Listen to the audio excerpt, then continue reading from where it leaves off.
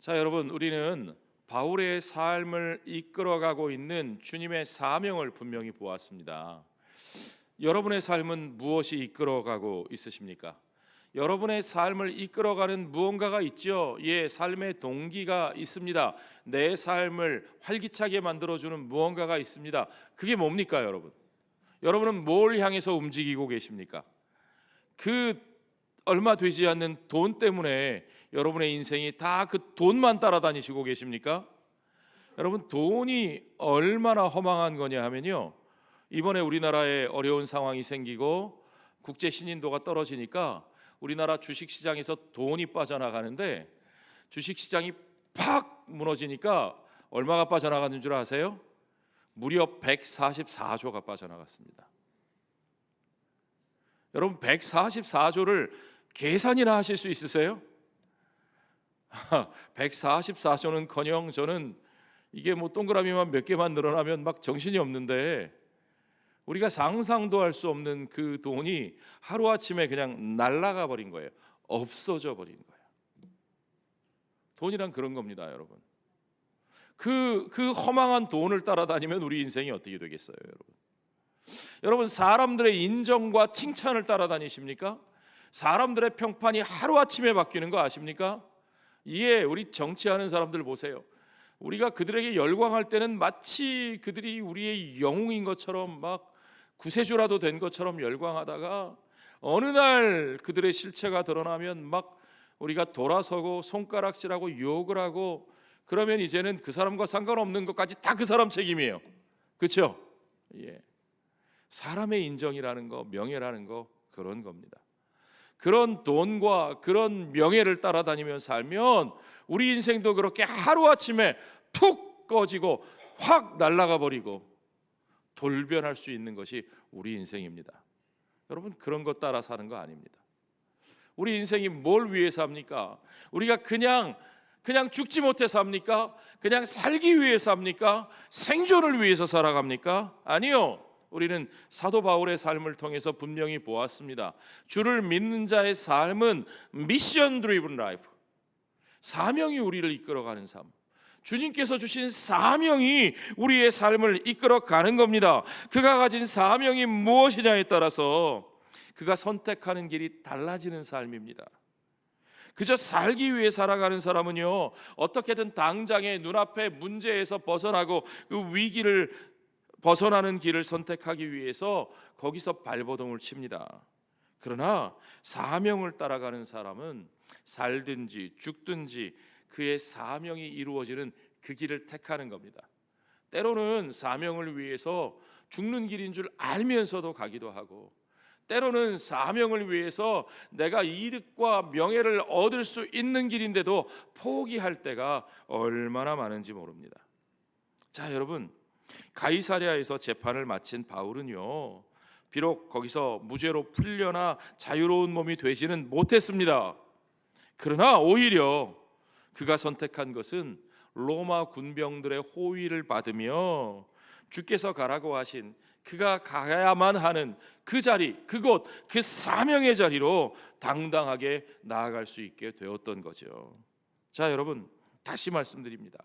사명자의 선택은 그저 단순히 문제에서 벗어나기 위해서가 아니라, 단순히 살기 위한 것이 아니라 언제나 사명의 자리를 향하는 것을 믿으시기 바랍니다.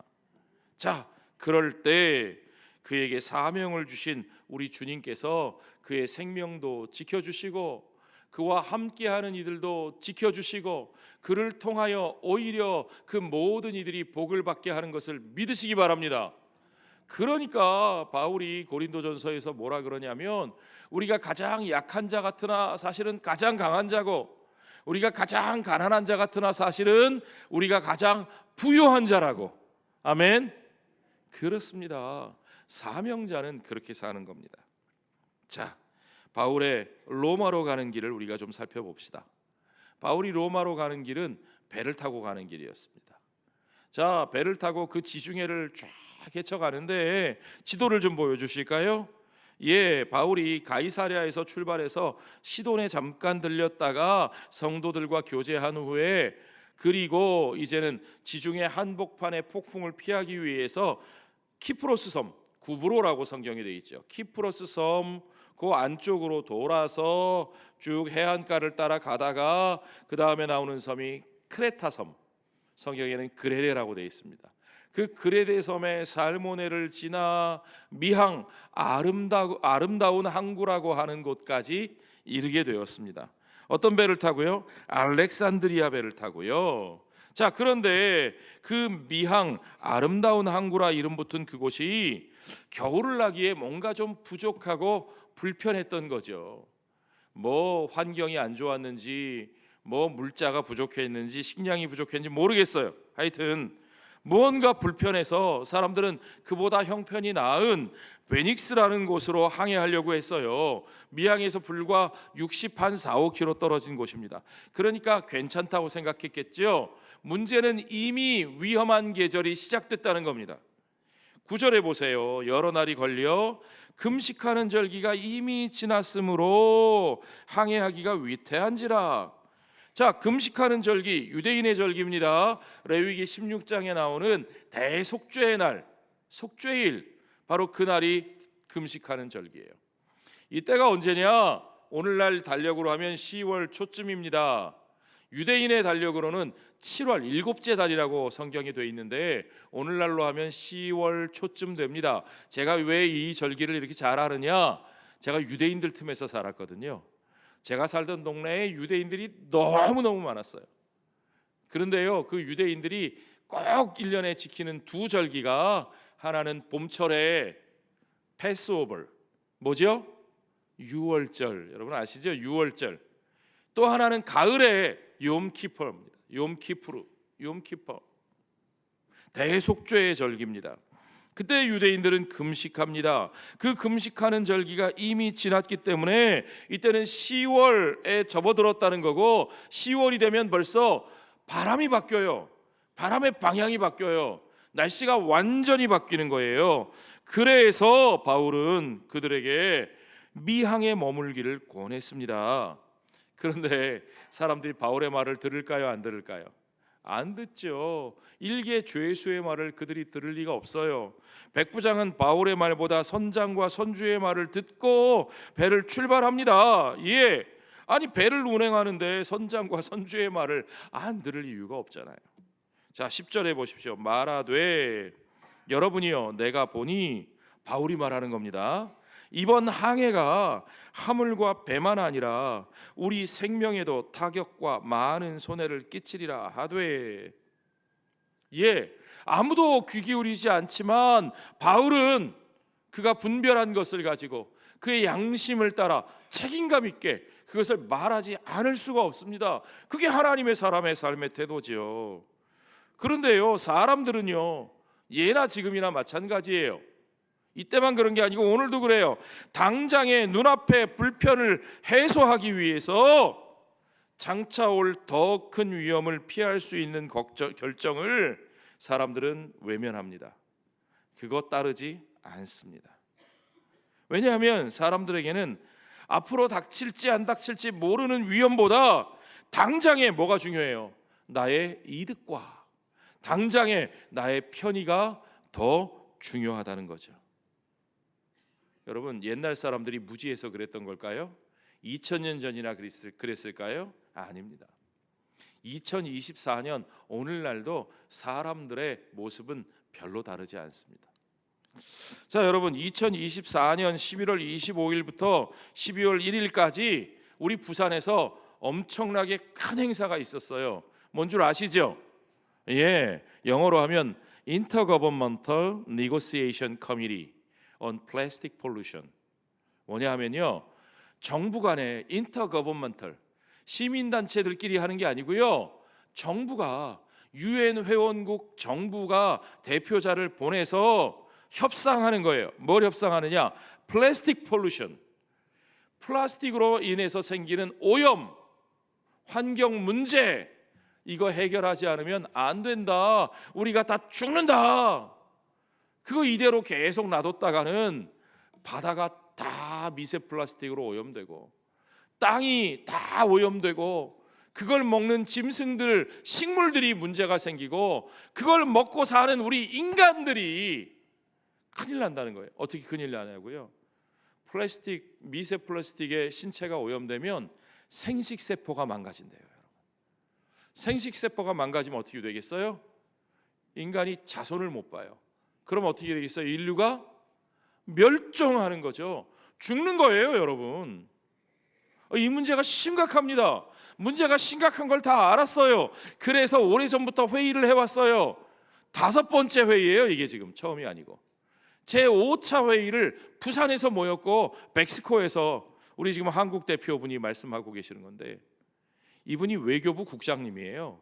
그냥 민간인이 아니고. 전 세계에서 그런 분들이 와가지고 멕시코에서 모여서 일주일 동안 토론을 했는데 큰일 난다 그러고 엄청난 돈을 들이고 시간을 써서 이렇게 회의를 했는데 결과는 어떻게 됐을까요? 결과는 아무 결론을 내지 못했습니다. 사람들은 옆에서 사진 더 보여주세요. 그 옆에서 너무 심각하니까 플라스틱 오염 끝장내자, 지금 당장 생산 감축 이러고 막 캠페인도 하고 시위도 하고 목소리를 높였는데 그들의 목소리가 아무 소용이 없었습니다. 왜요? 당장의 이득 때문에. 아유, 우리나라는 석유가 많이 나는데, 그렇게 하면 석유가 안 팔리는데, 아유, 우리나라는 화학 제품을 많이 만들어 파는데, 우리나라 당장 돈을 못 버는데 우리가 손해예요. 에이, 우리가 왜 더 손해를 봐야 돼요? 이러면서 싸우다가 그냥 끝난 거죠. 아무 결론도 내리지 못했습니다. 자, 여러분, 선한 양심과 올바른 판단력을 가진 그리스도인이라면 어떻게 해야 됩니까? 그렇다면 우리는 당연히 불편과 손해를 감수하고서라도 더 큰 위험을 피할 수 있도록 목소리를 내야 합니다. 그런데 우리가 그런 목소리를 내도 세상은 당장의 편리를 따라가고 당장의 이익을 따라가니까 그들은 우리의 목소리를 귀 기울이지 않습니다. 그들에게 영향을 미치지 못하는 것 같습니다. 그럼 어떻게 해야 됩니까? 아유, 나은 사람 그런다고 아무것도 달라지지 않아. 그러니까 그냥 가만히 있고, 더 나아가서 아유, 나만 그런다고 표가 나나? 그러면서 남들 하는 것처럼 똑같이 우리도 먹고 입고 쓰고 버리고, 그러다가 어떻게 될까요? 결과는 뭡니까? 다 같이, 모르세요? 어떻게 되죠? 다 같이 죽는 거죠. 여러분, 지식이 없어서 우리가 그 위험을 못 막는 게 아니고요, 지혜와 명철, 올바른 판단력과 자기 희생이 없어서, 그래서 우리가 알면서도 망하는 길로 가는 겁니다. 여러분, 우리가 망할 때요, 몰라서 망하는 거 별로 없습니다. 알면서도 망하는 길로 가는 거예요. 망하는 줄 알면서도 가는 거예요. 지식은 있으되 욥기서의 말씀처럼 지혜와 명철이 없어서. 자, 그러나 여러분, 그들이 아무리 올바른 소리에 귀를 기울이지 않을지라도 여러분, 위기에 빠지면 그 목소리에 귀를 기울입니다. 위기가 닥치면 진정한 리더십이 드러나게 되어 있습니다. 진정한 리더십은요, 평안할 때 드러나는 게 아니라 위기 속에서 발휘된다는 사실을 여러분 아시기 바랍니다. 그렇습니다. 당장은 작은 불편과 손해도 포기하지 못하던 사람들이요, 생명의 위기에 맞닥뜨리고 나면 모든 것을 바다에 내던지고라도 목숨을 건지려고 해요. 그렇죠? 천하보다 생명이 귀하잖아요. 온 천하를 다 얻고도 생명을 잃어버리면 무슨 소용이 있겠느냐? 누가 하신 말씀이에요? 예수님이 하신 말씀이잖아요, 여러분. 그런데 여러분, 우리는 평소에 막 여유가 있을 것 같을 때는 막 천하의 모든 이득을 다 얻으려고, 아니 작은 이득 하나를 얻기 위해서 사람의 생명까지도 이용하고 함부로 하는 걸 당연하게 여겨요. 자, 이제 그들이 위기에 닥쳤습니다. 정말 위기가 닥쳐왔습니다. 18절부터 보십시오. 우리가 풍랑으로 심히 애쓰다가, 여기 우리가라는 말을 쓰는 거 보니까 누가는 바울과 함께 있었어요. 이때 바울이 직접 이거 목격하고 겪은 겁니다. 풍랑으로 심히 애쓰다가 이튿날 사공들이 짐을 바다에 풀어버리고 살아야 되겠으니까 무거운 짐부터 다 풀어버리는 거죠. 사흘째 되는 날에는 배의 기구들, 항해하기 위해 필요한 기구까지도 자기들 손으로 내버리는 거예요. 당장 살아야 되니까요. 어디로 가는지가 문제가 아니라 당장 살아야 되는 게 문제인 거죠. 그들이 자기들이 이제 아무것도 할 수 없다고 판단될 그때에야 비로소 하나님의 사람을 향해서 눈을 돌립니다. 그때야 비로소 그 사람의 말에 귀를 기울입니다. 20절부터 보십시오. 여러 날 동안 해도 별도 보이지 아니하고 큰 풍랑이 그대로 있음에 구원의 여망마저 없어졌더라. 이젠 정말 살 소망이 없더라. 여러 사람이 오래 먹지 못하였음에 바울이 가운데 서서 말하되. 바울이 어디 서서요? 가운데 서서. 예전에는 바울은 저 언저리에 주변에 밀려나 있던 사람이에요. 그의 말에 귀를 기울이지 않았어요. 다수가 엉뚱한 소리하고 바울이 옳은 소리를 해도 바울은 밀려나고 다수의 의견대로 진행되었어요. 그러나 이제는 그 다수가 어떻게 할 줄 모르겠으니까 결국은 바울이 그들 가운데 섭니다. 바울이 그 리더십을 발휘하게 됩니다. 그러면서 하는 말이 여러분이요 내 말을 듣고 글에 대해서 떠나지 아니하여 이 타격과 손상을 면하였더라면 좋을 뻔하였느니라. 출발할 때 생명의 위험을 경고했던 바울이 그들의 잘못된 선택을 탓합니다. 그러나 바울은 그들을 탓하기만 하는 게 아니라 호통만 치는 게 아니라 이제는 오히려 거꾸로 그들에게 두려워하지 말라고 그들을 안심시키고 있어요. 여러분, 이게 진짜 리더십의 모습입니다. 22절에 보십시오. 내가 너희를 권하노니 이제는 안심하라. 너희 중 아무도 생명에는 아무런 손상이 없겠고 오직 배뿐이라. 배만 망가질 거다.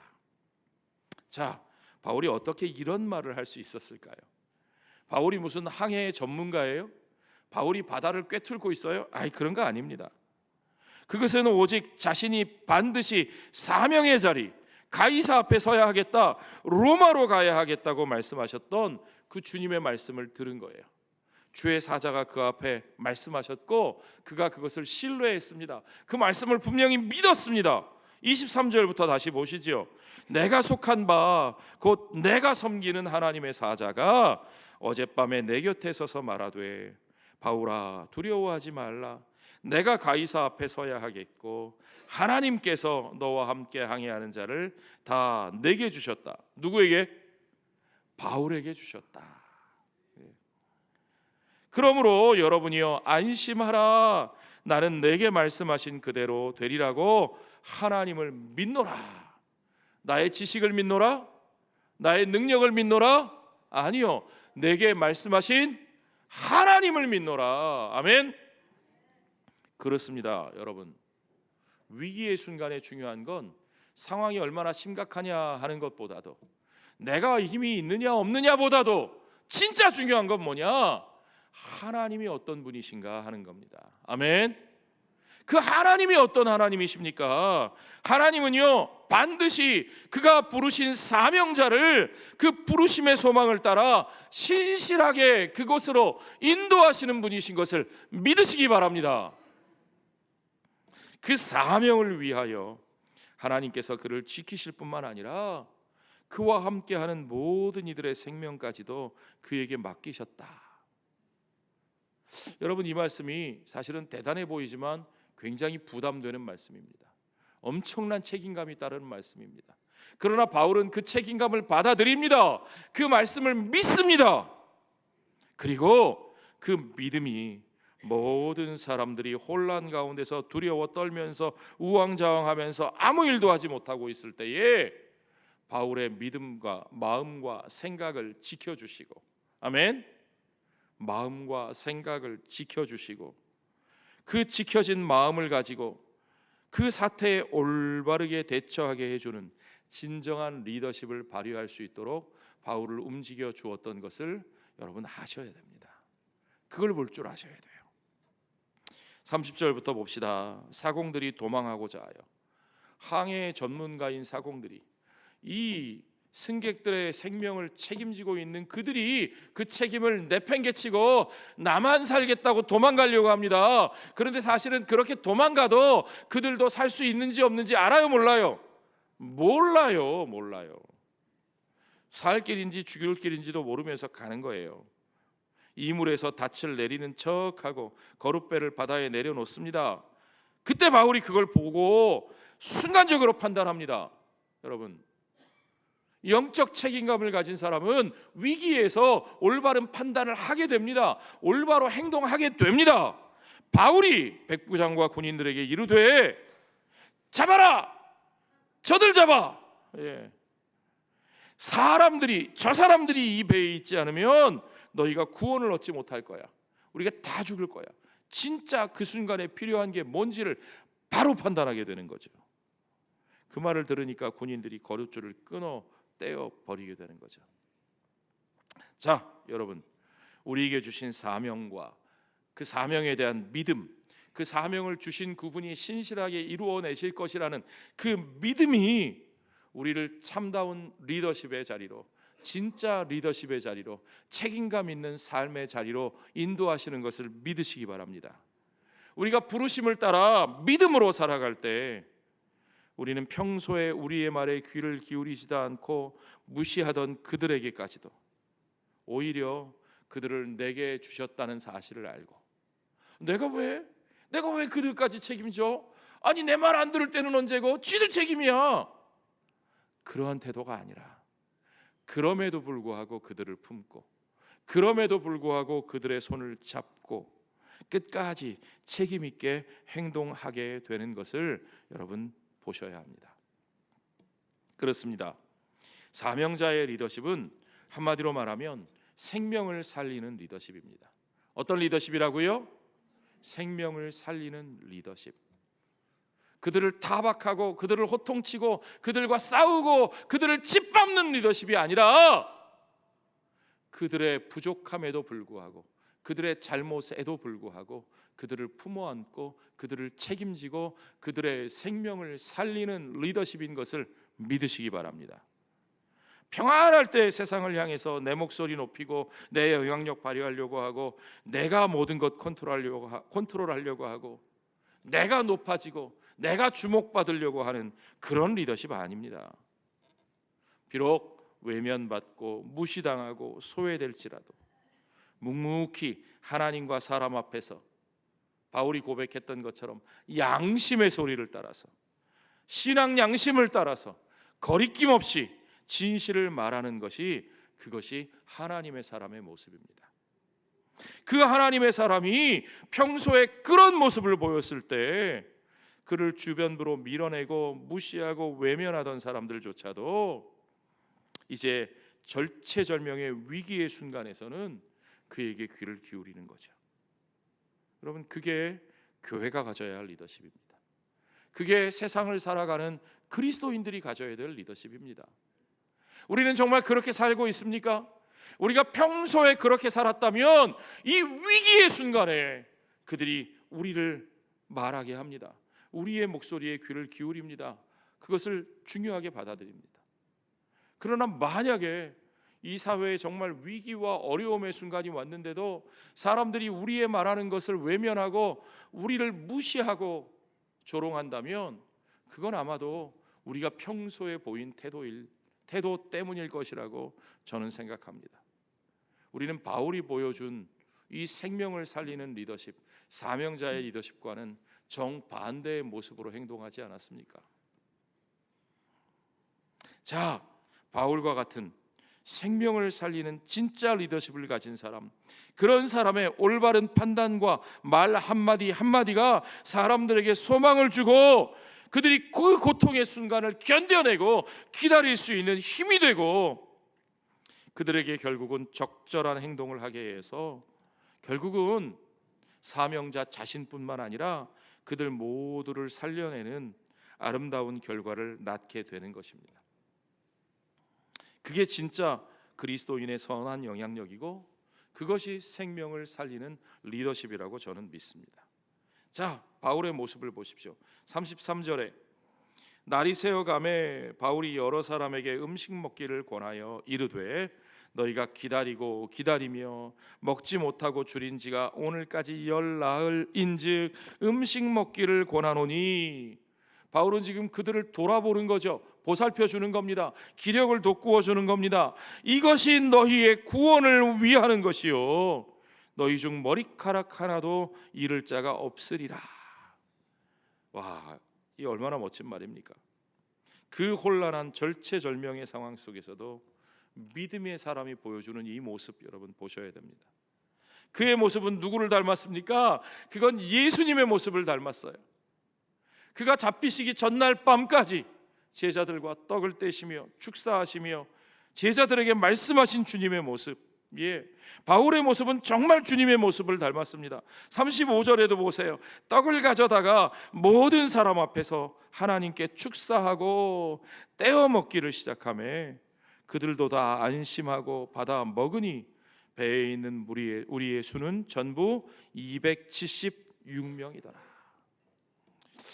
누가가요 그 배에 탄 난파선에 탔던 사람들, 그곳에서 구원받은 사람들의 숫자를 정확하게 276명이라고 그렇게 기록하고 있습니다.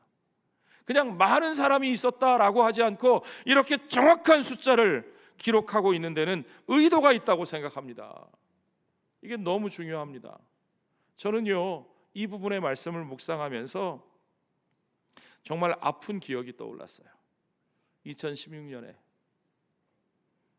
수학여행 가겠다고 인천항에서 배를 타고 가던, 세월호 배를 타고 가던 우리 아이들, 그 아이들이 어떤 일을 겪었을까 하는 것들을 떠올리지 않을 수가 없었습니다. 그 배가 난파하는데, 가라앉는데 그저 그 아이들에게 해준 말은 가만히 있어라, 가만히 있어라, 그랬다는 거잖아요. 그 말대로 가만히 있다가 그 아이들이 어떻게 됐습니까? 그 아이들이 그렇게 목숨을 잃은 생명들이 304명입니다. 그렇게 바닷속에서 아무것도 하지 못하고 목숨을 잃었습니다. 그때 그들에게 진짜 필요했던 건 무엇이었을까요? 정말 바울같이 책임 있게 생명을 살리는 리더십으로 올바로 판단하며 행동했던 그러한 리더가 그곳에 한 사람이라도 있었으면, 이 나라에 그런 리더들이 있었다면 과연 그 아이들이 그렇게 목숨을 잃어야 했을까요? 자, 여러분, 진정한 리더십은 다른 사람들이 죽어갈 때 나의 안위만 챙기는 리더십이 아니고 자신을 내어주고 많은 생명을 구하는 것이 진정한 리더십입니다. 그런 리더십을 하나님의 사람들이 가지고 살아야 합니다. 그런 리더십이 사명자의 삶을 통해서 나타나야 할 줄로 믿습니다. 몇 날 며칠을 풍랑 속에서 떠밀려 다니다가 배가 마침내 이탈리아 시칠리아 섬 남단에 있는 오늘날의 몰타 섬에 해당하는 멜리데라는 곳에 육지에 떠밀려 들어가서 처박힙니다. 두 물이 합치는 모래톱 같은 곳에 거기 뱃머리가 처박히고 뒤에서는 여전히 파도가 물결이 막 때려서 배의 고물이 부서져 가니까 위기감을 느낀 군인들은 이러다가 죄수들을 다 놓치면 우리가 큰일 당하겠구나. 그러니까 거기 죄수들, 그렇게 어려운 과정을 거치고 살아남은 그들을 죽이려고 해요. 와, 이게 인간이에요. 자신의 권력과 자신의 입지, 자신의 이득을 위해서는 가차 없는 거죠.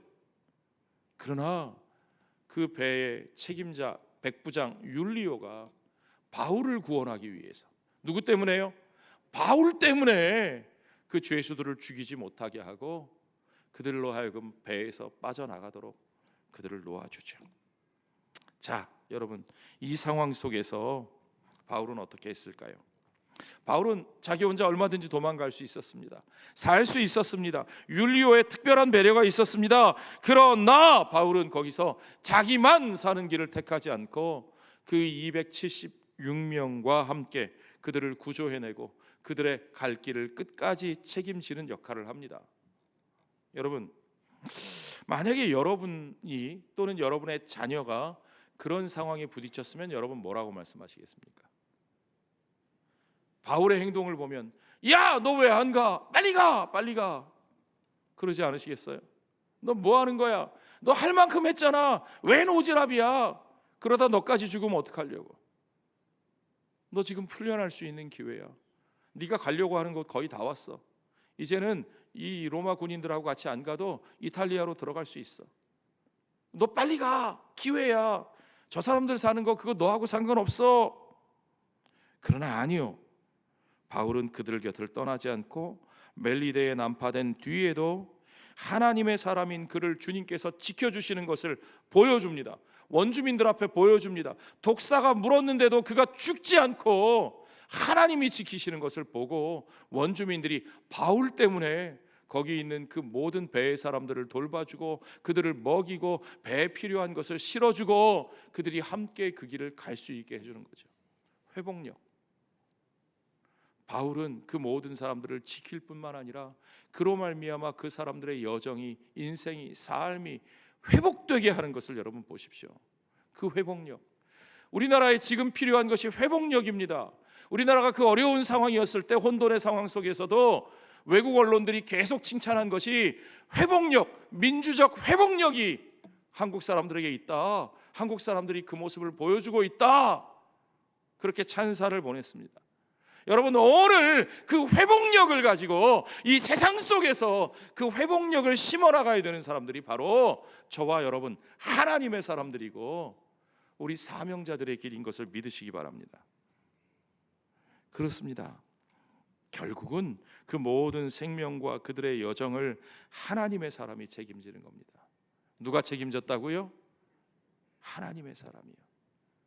선장도 아니고 선주도 아니고 백부장도 아니고 그 모든 사람들의 생명과 그들의 삶을 하나님의 사람이 책임지는 것을 믿으시기 바랍니다. 오늘 저와 여러분에게 그와 같은 책임감이 있는 겁니다. 우리는 이미 사람들에게 먹을 것을 나누어 주며 축사하는 바울의 모습, 그 가운데서 너희 중 머리카락 하나도 잃을 자가 없으리라 하고 말하는 그 모습을 통해서 잡히시기 전날 밤 떡을 떼시면서 제자들을 위하여 기도하시던 예수님의 그 모습을 우리가 보았습니다. 그때 예수님이 이렇게 기도하셨어요. 요한복음 18장 9절에 이는 아버지께서 내게 주신 자 중에서 하나도 잃지 아니하였사옵나이다 하신 말씀을 응하게 하려 함이로라. 이는 뭡니까? 그가 잡히시고 그가 십자가에서 죽으시는 것은 그 아버지께서 맡기신 자들을 하나도 잃지 않기 위하여 내가 가는 길이라고 말씀하시는 거죠. 분명히 바울의 리더십은 예수님의 리더십을 닮았습니다. 자기의 살 권리를 포기하고 그 사명을 위해서 죽음의 길로 가는 바로 그 모습, 사명이 이끌어가는 삶. 빌라도의 신문에서 예수님은요 자신을 얼마든지 변호하고 얼마든지 무죄 판결을 낼 수 있었습니다. 살기를 도모하셨다면 얼마든지 사실 수 있었습니다. 예수님이 저 하늘의 군단을 한 군단이나 천사들을 불러다가 그들을 쓸어버릴 수도 있으셨습니다. 예수님은 끝까지 조롱을 당했습니다. 그 자신을, 너 자신을 구원하고 십자가에서 내려오라 하는 사람들의 소리, 그 소리에 흔들리지 않으시고 그 십자가의 길을 묵묵히 가셨습니다. 그리고 그 길은 결국 모든 사람의 생명을 구원하는 길이었습니다. 그렇게 그 길을 걸어가신 그를 아버지께서 죄와 사망을 이기고 부활하게 하셨고 영광의 자리에 앉히셨고 그로 말미암아 그와 믿음으로 연합한 모든 죄인들, 아무 공로 없는 죄인들까지도 그 죄 사함의 은혜를 입어 생명의 구원의 은혜를 입게 된 것을 여러분 믿으시기 바랍니다. 주님은 마태복음 20장에서 분명히 말씀하셨습니다. 인자가 온 것은 인정받기 위함이 아니고 높아지기 위함이 아니고 인자가 온 것은 섬김을 받으려 함이 아니라 도리어 섬기려 하고 자기 목숨을 많은 사람의 대속물로 주려 함이라. 그의 목숨을 내어주어 그것으로 말미암아 많은 사람의 생명을 얻게 하려고 이 땅에 오신 주님. 그렇습니다. 우리 사명자들의 리더십은 반드시 위기 가운데 주님이 보여주신 그 소중한 빛으로 드러나게 되고, 우리 자신뿐만 아니라 우리와 함께하는 모든 이들의 생명을 그 위기로부터 건져내는 리더십으로 드러날 줄로 믿습니다. 여러분, 오늘 우리가 이 혼란과 위기의 시대를 살고 있는데, 그 속에서 우리가 참다운 사명자의 리더십으로, 생명을 살리는 리더십으로 쓰임 받기를 소원합니다. 그렇게 쓰임 받는 우리들의 교회, 우리들의 삶이 되기를, 우리가 우리의 살기만을 구하는 자가 되지 아니하고 우리의 이득과 사람들의 인정만을 구하지 않고 잠깐의 편의를 구하며 사는 자가 되지 않고 오직 사명을 따라 살며 우리 자신과 우리와 함께하는 모든 이들의 생명을 구원하는 예수님 걸어가신 그 길, 바울이 예수님 따라가며 보여준 그 모습, 그 길, 그 모습을 그대로 닮아가는, 그대로 구현하는, 열매 맺는 저와 여러분이 되시기를 주의 이름으로 축원합니다. 축원합니다.